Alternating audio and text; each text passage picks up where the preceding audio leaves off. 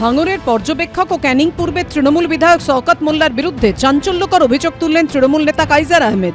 খুন হওয়ার আশঙ্কা প্রকাশ করে নিজেরই দলের বিধায়কের বিরুদ্ধে এফআইআর দায়েরের আবেদন জানিয়ে ভাঙড় থানায় ইমেল করেছেন কাইজার আহমেদ। গত 2 দিন আগে আবার ফের 3 জনের একটা টিমকে ফের নিয়ে এসছে ঘাটাল থেকে, কোটি কোটি টাকার কন্ট্রাক্ট করে। অ্যাকচুয়ালি ও ভয় পাচ্ছে, কাইজার আতঙ্কে ভুগছে। ভাঙড়ের মাটিটাকে একদম আরামসে, যাতে এখানে তোলাবাজি, রাহাজানি, খুন, নানান কিছু করতে পারে, আমি পথের কাঁটা যেন আমাকে সরাতে চাইছি। যদিও কাইজার আহমেদের অভিযোগ উড়িয়ে দিয়ে পাল্টা তাঁকেই আক্রমণ শানিয়েছেন তৃণমূল বিধায়ক শওকত মোল্লা। ওকে কেন লোপন করতে যাবে? এরা যে কোনো ভাবে তৃণমূল কংগ্রেসের নেতা কর্মী তাদেরকে ইমেল নষ্ট করো, এটাই হচ্ছে এর মূল কাজ। আসলে এরা হচ্ছে এক ধরনের জমি মাফিয়া। ঘটকপুর ওদিক থেকে চণ্ডীপুর থেকে আর সায়েন্স সিটি পর্যন্ত যত জমি আছে, এই কাইজার আর কাইজারের বাবা এরা সমস্ত প্রবন্ডিং করেছে তৃণমূল কংগ্রেসের ঝান্ডাটাকে সামনে রেখে। দলনেত্রী মমতা বন্দ্যোপাধ্যায়কেও আক্রমণ করেছেন কাইজার আহমেদ। পুলিশ প্রশাসনের কোনো ভূমিকা নেই, দলেরও কোনো ভূমিকা নেই। এটা মমতা ব্যানার্জির কিছু যায়ও আসে না। মারছে কে মুসলিম, মরছে কে মুসলিম, তাতে একটা মূল্য ওনার কিছু যায় আসে না। আমাদের যখন প্রয়োজন ছিল ব্যবহার করেছে। এগুলো হচ্ছে এখন ভোটের আগে বেশ কিছু জায়গায় বেশ কিছু লোককে দেখা যাচ্ছে তারা কন্ট্রোভার্সিয়াল কথা বলে নিজেদের গুরুত্ব বাড়াবার চেষ্টা করছেন বা ভেসে থাকার চেষ্টা করছেন। মানুষের জন্য সবথেকে বেশি চিন্তা করেন, মানুষের পাশে দাঁড়ান, সেই নামটা হচ্ছে মমতা বন্দ্যোপাধ্যায়। দলেরই বিধায়কের বিরুদ্ধে তৃণমূল নেতার অভিযোগ ঘিরে চড়তে শুরু করেছে রাজনৈতিক তরজার পারদ।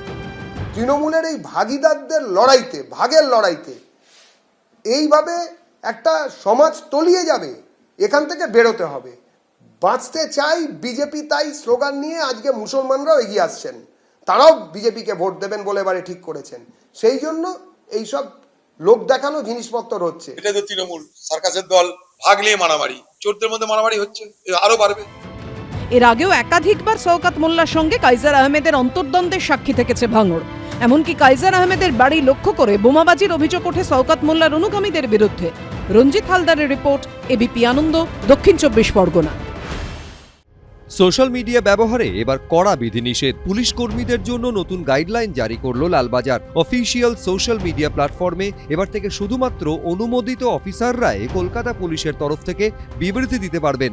সংবেদনশীল অপারেশন সংক্রান্ত বা তদন্ত সংক্রান্ত তথ্য কোনো অবস্থাতেই ব্যক্তিগত অ্যাকাউন্ট, মেসেজিং অ্যাপ বা ডিজিটাল প্ল্যাটফর্মে শেয়ার করা যাবে না। পুলিশ কর্মীরা এমন কোনো পোস্ট করতে পারবেন না বা বিষয় শেয়ার করতে পারবেন না যাতে তথ্য প্রমাণ ক্ষতিগ্রস্ত হতে পারে, তদন্তের গতি প্রকৃতির ইঙ্গিত মিলতে পারে বা তদন্তকে প্রভাবিত করতে পারে। সরকারি নীতি, প্রকল্প, রাজনৈতিক বিষয় বা ধর্মীয় বিষয় নিয়ে ব্যক্তিগত মতামত এমনভাবে প্রকাশ করা যাবে না যাতে নিরপেক্ষতা ক্ষুণ্ণ হয়, জনসাধারণের আস্থা নষ্ট হয় বা আচরণবিধি লঙ্ঘিত হয়। অন্য কোনো বিভাগ, ঊর্ধ্বতন কর্মকর্তা, সহকর্মী, নিজের প্রতিষ্ঠান কিংবা সরকারি কর্মসূচি সম্পর্কে জনসমক্ষে কোনো বিরূপ মন্তব্য করা যাবে না।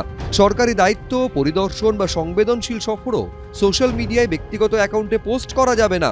নির্দেশিকা না মানলে শাস্তিমূলক ব্যবস্থা নেওয়া হতে পারে বলেও জানানো হয়েছে লালবাজারের তরফে।